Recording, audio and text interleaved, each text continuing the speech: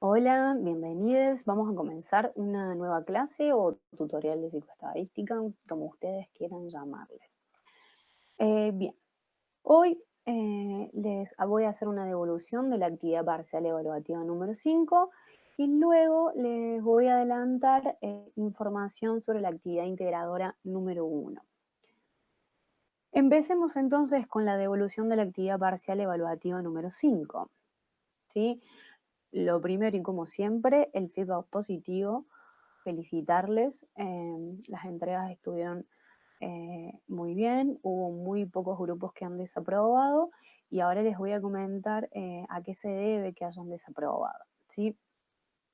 Comencemos recordando la consigna, o mejor dicho, la primera parte de la actividad 7, que era la parte que formaba, perdón, era la actividad que formaba parte de esta actividad parcial evaluativa número 5, la habíamos dividido en dos partes. La primera era la parte A. La consigna decía, calcule medidas descriptivas para resumir el tiempo dedicado a usar redes sociales, es decir, la variable P8, y para resumir la edad a la que se fue de su casa familiar por primera vez, es decir, la variable P11. Y luego había que hacer una lectura de esos resultados. Bueno, verán que en esta filmina hay un simbolito de peligro.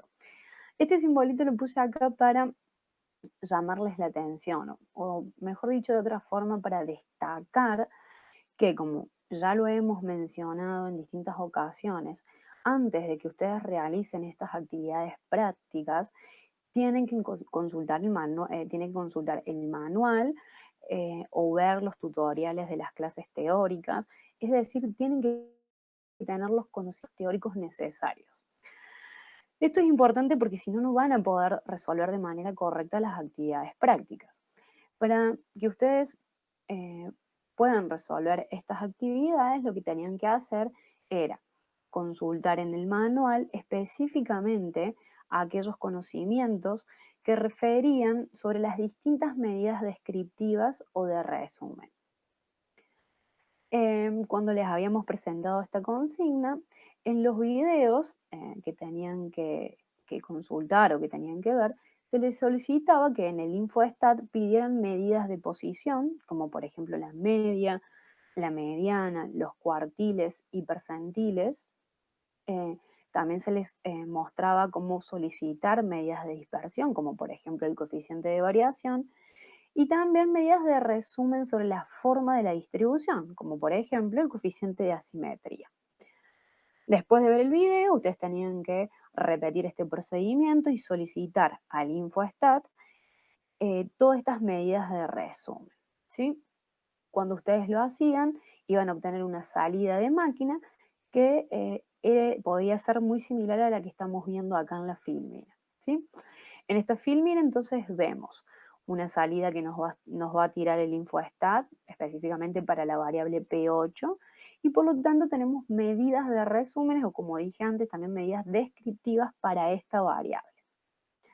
Recordemos que la variable P8 es el tiempo dedicado a usar las redes sociales. Ustedes tenían que hacer una lectura de estos resultados. Cuando nosotros hablamos de lectura, nos estamos refiriendo a hacer una interpretación de estos datos, es decir, aplicar la teoría y los conocimientos adquiridos a los datos que nos está mostrando la salida de máquina. Entonces, si uno en un texto que va a redactar sobre esta salida de máquina solo los menciona los valores, esto no estaría bien, no estaría considerado como correcto, ¿sí? Por lo tanto, no es suficiente, hay que avanzar en una interpretación. Cuando ustedes hicieron entrega de esta parte de la actividad, los grupos que tuvieron errores, la mayoría de esos errores se concentraron en la interpretación, es decir, en la lectura de las medidas, específicamente de la mediana, de los cuartiles, de los percentiles, del coeficiente de variación y también del coeficiente de asimetría. Veamos cómo podemos interpretar estos coeficientes o estas medidas de resumen tomando los conceptos, ¿sí? Arranquemos entonces con la mediana. ¿Cómo definimos a la mediana?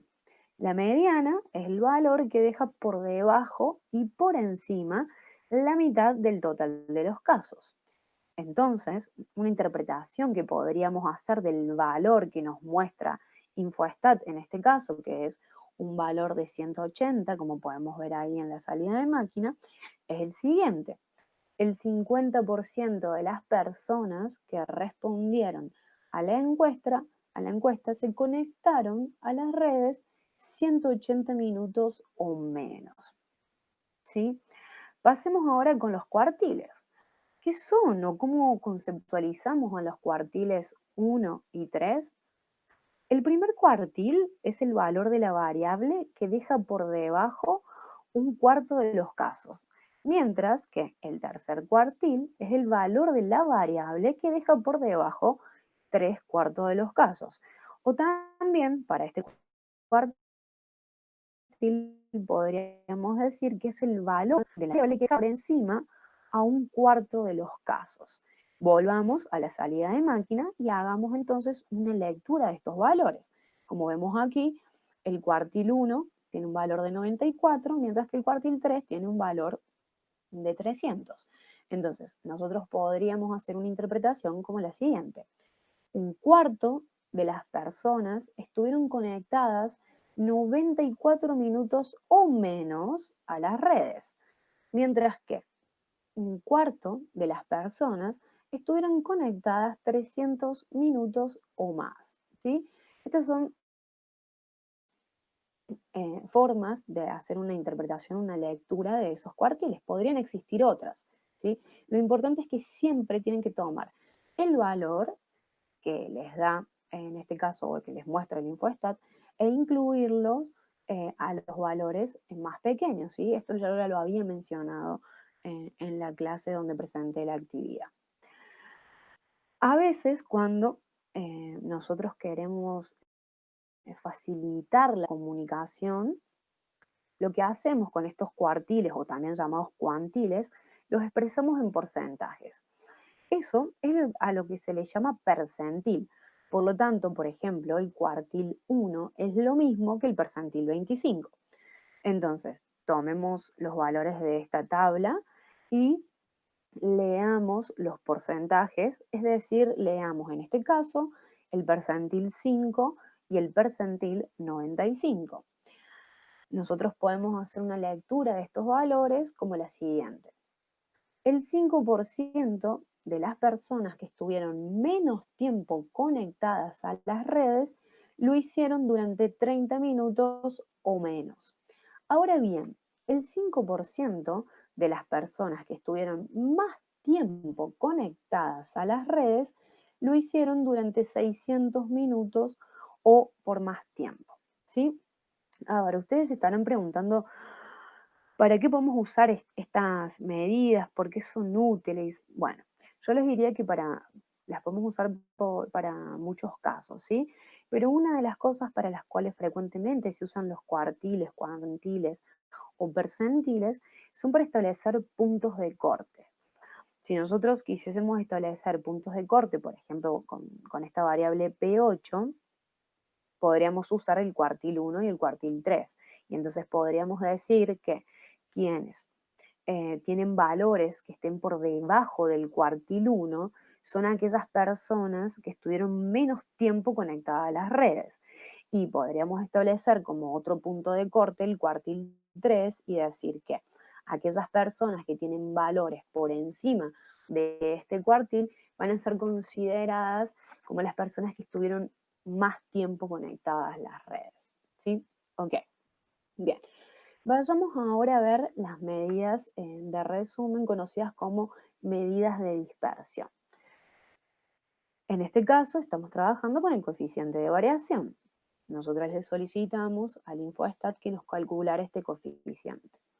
Este coeficiente es una medida de dispersión o de variabilidad como otras, como por ejemplo la varianza o la desviación estándar. Pero este coeficiente nos va a indicar qué tan centrados o dispersos están estos valores de manera relativa en torno a la media.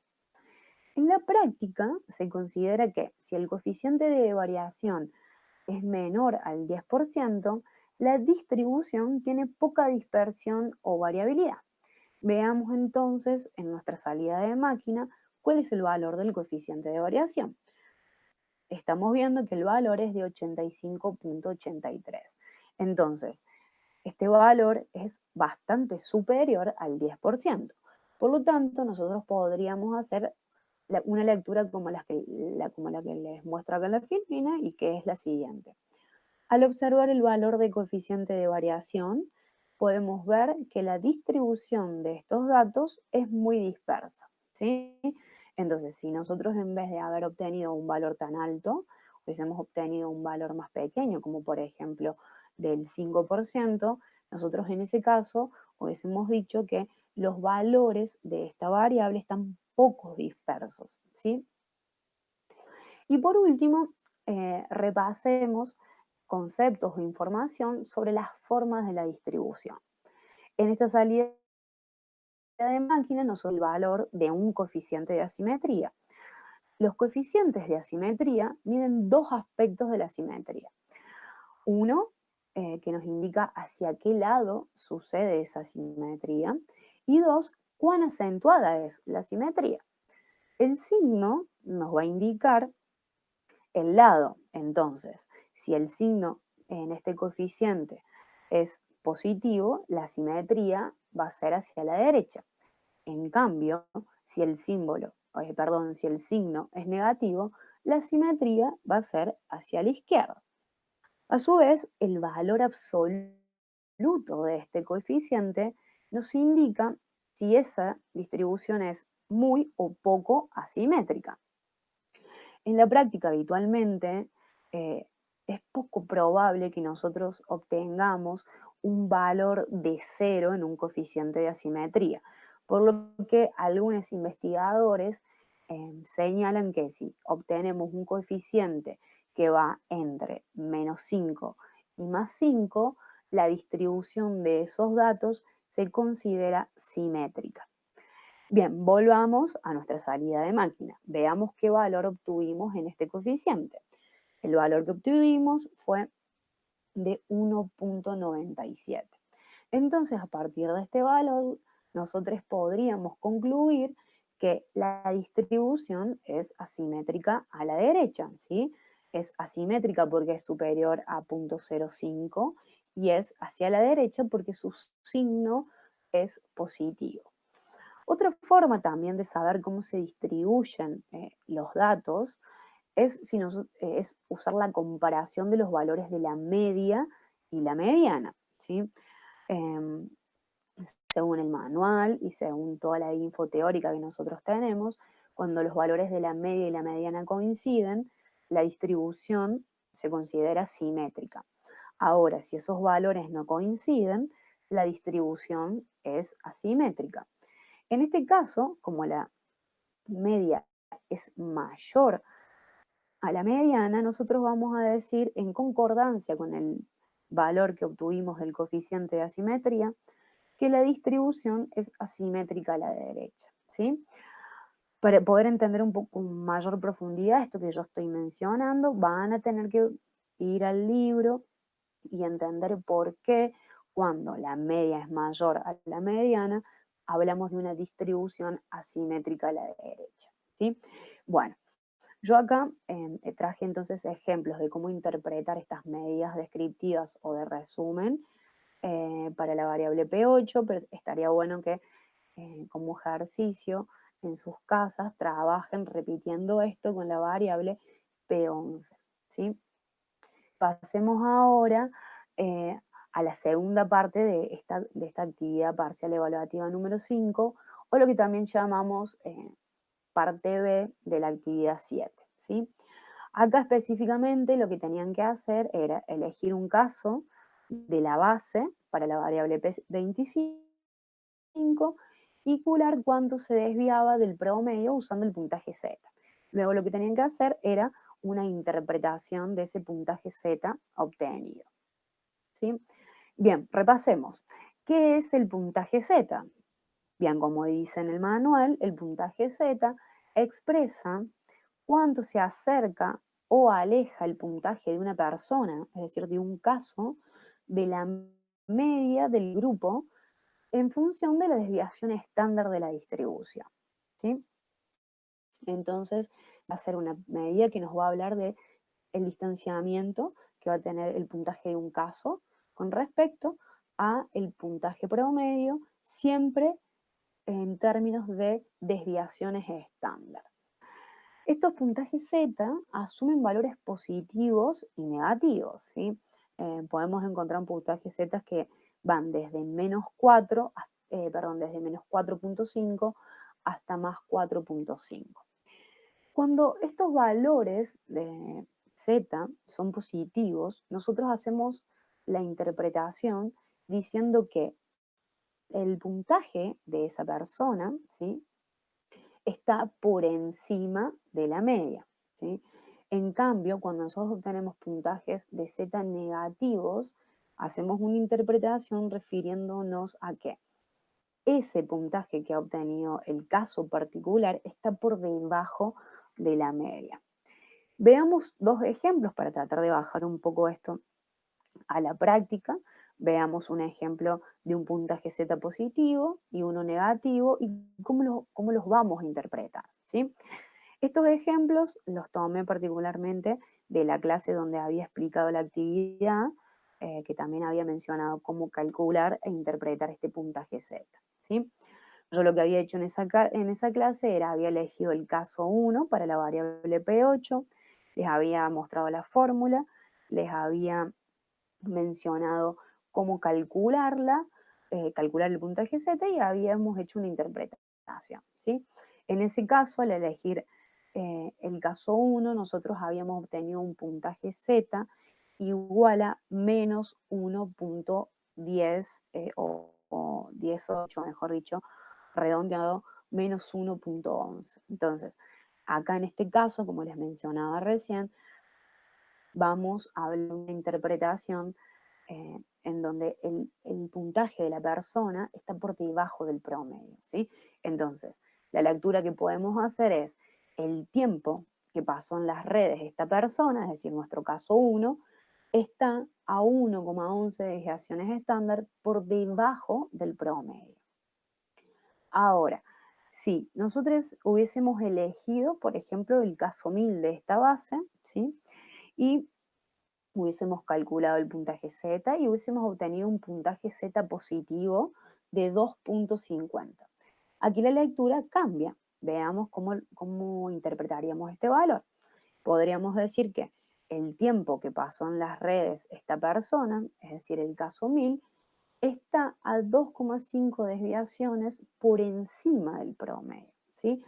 Estos aspectos son muy importantes porque ya van a ver que eh, el puntaje Z eh, suele ser bastante evaluado tanto en los parciales como en los finales, y además el puntaje Z es un puntaje o una puntuación muy empleada en distintos campos de la psicología, y además lo van a ver el año que viene en técnicas psicométricas. Entonces, es muy importante que tengan claro eh, cómo se conceptualiza este puntaje y cómo se puede aplicar a un ejercicio práctico.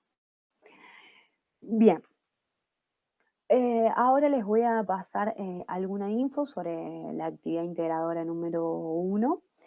Como aún nos falta ultimar algunos detalles con los profes de los trabajos prácticos, les voy a comentar algunas cuestiones principales para que se vayan organizando, pero a la brevedad, estimamos que hoy, mañana o pasado mañana, estaremos subiendo a la BP un archivo que se va a titular Actividad Integradora número 1 y van a estar explícitas allí todas las indicaciones para poder resolver esta actividad, las consignas o las mini actividades que forman parte de esta gran actividad que van a tener que resolver, ¿sí? Y van a tener que entregar.